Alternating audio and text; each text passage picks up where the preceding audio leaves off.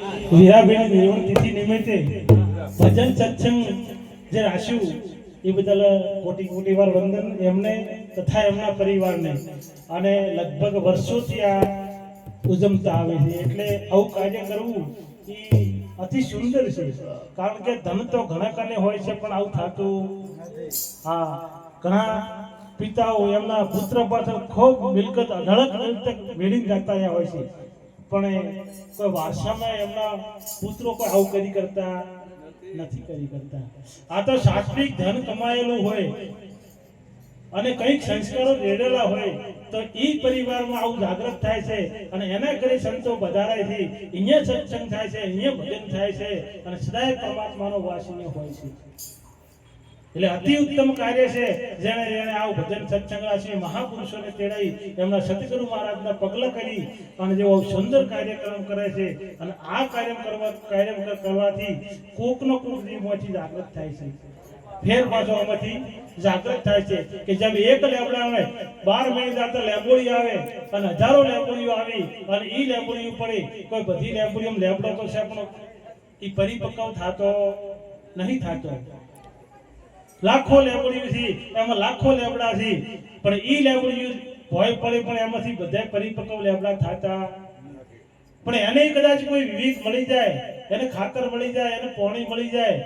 અને એનો કોઈ છેડાનો આપ મળી જાય તો પાછો એવો ને એવો એમાં લેબડો પ્રગટ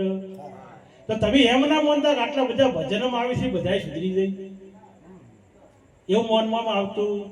પણ કદાચ કોઈને આપ મળી જાય કોઈને સતગુરુનો આપ મળી જાય કોઈને પ્રેમ ગુરુનો હાથ મળી જાય કોઈને શબ્દનો હાથ મળી જાય અને વિવેકનો એમાં ખાતર નખાય તો કદાચ આ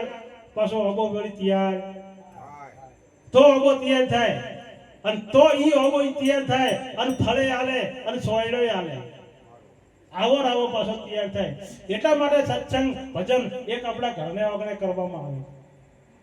આ ભજન સત્સંગ એક ઘરને વગણે થાય છે બીજે થાતું અને પરમાત્મા ઘરે જ છે બીજે છે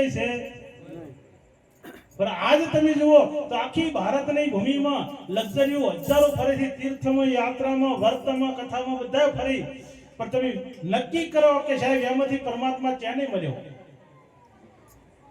એક મહિનો તમે પ્રવાસ કરીને આવો હા બરાબર છે કે પ્રકૃતિનો નિયમ છે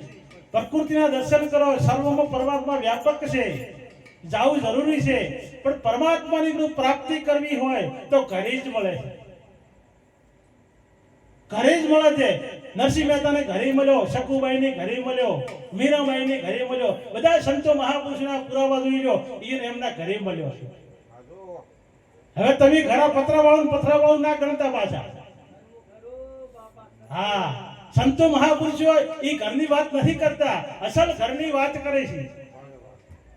અને પરમાત્મા કબીર સાહેબ એક સાખીમાં કહી દીધું સાહેબ તમારી સાહેબી સબ ઘટ में रही समान મેદી કેરા પવન में જેમ લાલ में रही હા મેદીનું પત્તું તો લાલ લીલું છે કેવું છે લીલું છે પણ છતાં આ ભાઈઓને એટલો વિશ્વાસ છે કે આમાં લાલ રંગ છે ને એટલો બધો વિશ્વાસ છે એટલે રાતે દાડે ગહેડી એચલ દુઆ જેવો કરી અને આખો હાથે ડેપ લગાડી દીધો તમે ત્યાં ટેટેશમાં વિડીયોમાં જોઈજો એટલે લગનમાં ભાઈઓ કોણીએ સુધી આખા હાથ લાફેડી ગયો છે મેદીમાં અને તમે આમ દેખાવથી દો કેવા લાગે કે દોડે તમે શંકરી ગાય નહીં હાટડા રોશન પાસેથી ખાતર નહેરે ને પણ એમાં ફેર છે એમાં ફેર છે ઓલામ નક્કી છે કે આમાં રંગ નહીં બેહે પોટલા તો કાયમ નહીં પણ એમાં રંગ નહીં બેહે અને ઓલામ નક્કી છે કે આમાં રંગ બેસે નહીં અને સાહેબ જો 4 કલાક રાખે ને તો હવે લાલ રંગ થાય નહીં તમને તમારા માથે વિશ્વાસ નથી નકે સાહેબ રંગ આવે ને આવે પણ આપણને તેના માથે વિશ્વાસ નથી પોતાના માથે જ વિશ્વાસ નથી પરમાત્મા કોઈ નોખો નથી મીરાબાઈ કહી છે કે સબ ઘટ મેરે સાઈયા કોઈ ઘટ ખાલી નહીં પણ બલહારી ઉન ઘટ કી જો ઘટ પરગટ હોય જય નોખો પણ એ ભૂમિકામાં છે એ સંતો મહાપુરુષો કંથી તમે જ્ઞાન લઈ પરમાત્મા કોઈ જોવાનો વિષય નહીં એ અનુભવનો વિષય છે એ સમજણનો વિષય છે प्रेम गली है साकड़ी उसमें दोनों समाए मैं था तब हरि नहीं नो हरि है तो हवे मैं नहीं जो मुंह पण मटी जाए तो परमात्मा प्रकट છે નહીં पर आ मुंह पण मटाड़વું પડે દાસપણું સ્વીકારવું પડે જ્યારે મુંહ પણ મટી દાસપણું સ્વીકારો એટલે પરમાત્માને જય ગોતવા જવાની જરૂર પડતી જય જરૂર પડતી નથી એક ખેડૂત અને 3-4 દીકરા એમને એક દૃષ્ટાંત દ્વારા આપણે સિદ્ધાંત કર્યાનું કે સિટીમાં કમાવા ખૂબ ધનવાન હતા ખેડૂત એટલે કે છોકરાને કે તમે તાર નોકરી લ્યો ખૂબ ભણાયા ગણાયા ખૂબ હોશિયાર કર્યા પહેલથી જ મેળ દીધા હોસ્ટેલની અંદર કોઈ વ્યવહારની ખબર નહીં કોઈ ખેતરની ખબર નહીં કોઈ નહીં ભણી ગણીને ખૂબ હોશિયાર છે નોકરી લીધી પછી એક સમય આવ્યો એટલે ભાગ્ય કોઈ મળે ના પાસે આદમી કોઈ એટલે હવે તો ટ્રેક્ટર બધું વવરાઈ દીધું નહીં કટારી કરીને બધું કપાઈ દીધું ધાર બીધી અને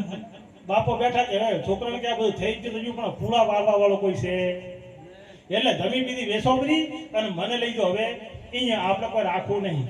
એટલે ઓલા કે બાપા એ તો કોમકાજ કાઢું છે ને આ ગોમડે આટલી જમી હોય તો સારું ફૂલા તો અમે વાળે છે કે તમે વાળશો કે હા અમે વાળે છે એમ જ કોણ ચિંતા કરે અરે હવારો વહેલા 5 વાગે ઉઠીને જા તો કે ભાઈ ધન્યવાદ તમે નહીં દો તો એટલે અરે વહેલા ઉઠીને 5 જણા જ્યાં દાતણ વાતણ કરીને સાફ પાણી કરીને હેડ્યા એટલે ગુંજરે ચાલ કે ફૂલા ભજવા તો પણ રોઢવો તો કોઈ લીધો રોઢવો નથી લીધો મારો બેટા તો કે ઓલે નોણ કીધું તા બાપા કરે એટલે કે બા ઉઠ્યા કે હોય કે અમે રક્ત પૂરા વાળવા પણ રોઢવો ક્યાં પડ્યા થી ડોહાને કીધું કે હવે તો વેચવી જ પડશે અને મનમાં નક્કી થઈ ગયું કે હવે વેચા ટાળું છૂટકો નહીં હા એટલે કે